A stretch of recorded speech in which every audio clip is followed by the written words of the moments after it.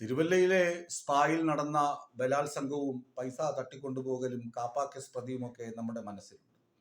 അപ്പോഴാണ് തിരുവനന്തപുരത്ത് നിന്ന് അതിശക്തമായ ഒരു വാർത്തയും തിരുവനന്തപുരം മേയറുടെ ശക്തമായ ഇടപെടലും വാർത്തയായി പുറത്തു വരുന്നത്. സ്പർശ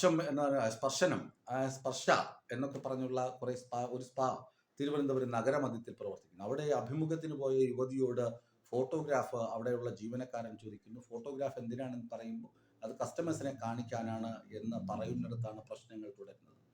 എന്തിനാണ് സ്പായിൽ ജോലി ചെയ്യാൻ പോകുന്ന സ്ത്രീയുടെ ഫോട്ടോ കസ്റ്റമേഴ്സിനെ കാണിക്കുന്നത്? അപ്പോൾ അവിടെ ക്രോസ് മസാജിങ് നടക്കുന്നുണ്ട് എന്നതിന് തെളിവാണ്. ഇക്കാര്യം മേയറോട് ആ യുവതി പരാതിയായി പറഞ്ഞു. മേയർ അവിടെ ആരോഗ്യ വിഭാഗം ഹെൽത്ത് ഇൻസ്പെക്ടർമാരെ കൊണ്ട് റെയ്ഡ് നടത്തിയപ്പോൾ ലൈസൻസ് ഇല്ല. അവിടെ ലൈസൻസ് ഉള്ളത് മനോഹരൻ എന്ന ഒരാളിന്റെ പേരിലാണ്. ആ മനോഹരൻ എന്ന ആളിന്റെ ജീവനക്കാർക്ക് അറിയില്ല. അങ്ങനെ തലസ്ഥാനത്തെ പല സ്പാകളിലും പരിശോധന നടത്താൻ മേയർ നിർദ്ദേശം നൽകി. അങ്ങനെ പലരും നെട്ടോട്ടത്തിലാണ്. തലസ്ഥാന നഗരത്തിൽ പോലും ഈ സ്പാ എന്ന ഏടാകൂടം വ്യഭിചാരത്തിനോ പെൺവാണിഭത്തിനോ ഒക്കെ വളക്കൂറുള്ള മണ്ണായി വളർന്നു വരുന്നു എന്നതിൻ്റെ ദുസൂചനകളാണ് ഈ റെയ്ഡിലൂടെ ലഭിക്കുന്നത്. മുമ്പ് ഞാനൊരു വാർത്ത ചെയ്തിരുന്നു തിരുവനന്തപുരത്ത് സ്പാ കേന്ദ്രീകരിച്ച് നടക്കുന്ന പെൺവാണിഭ സംഘങ്ങളെ കുറിച്ച്. അപ്പോൾ അതിനൊക്കെ ആ സ്പാ ഉടമ കൊണ്ട് മാനനഷ്ടത്തിനും അയാളുടെ സ്ഥാപനത്തിനെതിരെ മനഃപൂർവ്വം വാർത്ത ചെയ്തു എന്നൊക്കെ പരാതി കൊടുത്തിട്ടുണ്ട്. പക്ഷേ ഇപ്പോൾ ഈ തെളിവുകൾ കൂടി പുറത്തു വരുമ്പോൾ പോലീസ് തന്നെ അവരെ അറസ്റ്റ് ചെയ്യുന്ന അവസ്ഥ വരുമ്പോൾ നമ്മൾ ആദ്യം വാർത്ത കൊടുത്തു കഴിഞ്ഞാൽ നമ്മൾ കുറ്റക്കാരനാകും, കുറ്റവാളിയാകും. പക്ഷേ വാർത്തയിലെ നിജസ്ഥിതി എന്താണെന്ന് അന്വേഷിക്കാതെ പോലീസും അവർക്കൊപ്പം കൂടും. കാരണം തിരുവല്ലയിൽ നമുക്കറിയാം പോലീസിന് കൂടി മാസപ്പടി ലഭിച്ചിരുന്നു എന്ന വസ്തുതയാണ് പുറത്തു വരുന്നത്. കൊട്ടേഷൻ ഗുണ്ടയ്ക്കും കാപ്പ ഗുണ്ടയ്ക്കും വരെ സ്പാ ഉണ്ട്.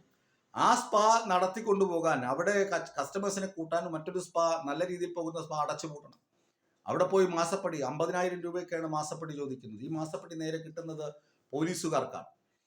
ഇതൊക്കെ ഇത്തരം നഗ്ന സത്യങ്ങൾ കൂടി പുറത്തു വരുമ്പോൾ കേരളത്തിലെ ടൂറിസം മേഖല കേന്ദ്രീകരിച്ച് പ്രവർത്തിക്കുന്ന സ്പാകൾ അല്ലാതെ പ്രവർത്തിക്കുന്ന സ്പാകളൊക്കെ നിരീക്ഷണത്തിലാകുമ്പോൾ ഇതിനകത്ത് എന്തൊക്കെയോ ചിലത് പുകഞ്ഞു നാറുന്നുണ്ട്, ചീഞ്ഞു നാറുന്നുണ്ട് എന്ന സത്യാവസ്ഥയാണ് പുറത്തു വരുന്നത്. ഏതായാലും തിരുവനന്തപുരം മേയർ വി രാജേഷ് ഇങ്ങനൊരു നടപടിയെടുത്തത് വളരെ സ്വാഗതാർഹമാണ് എന്ന് പറയുന്നത് അഭിമാനത്തോടു കൂടിയാണ്. കാരണം ഞങ്ങൾ ഈ മുമ്പ് വാർത്ത ചെയ്തപ്പോൾ ഞങ്ങൾ കുറ്റാരോപിതരായിരുന്നു, ഈ സ്പായെ അടച്ചുപൂട്ടാൻ ശ്രമിച്ചു എന്നൊക്കെ.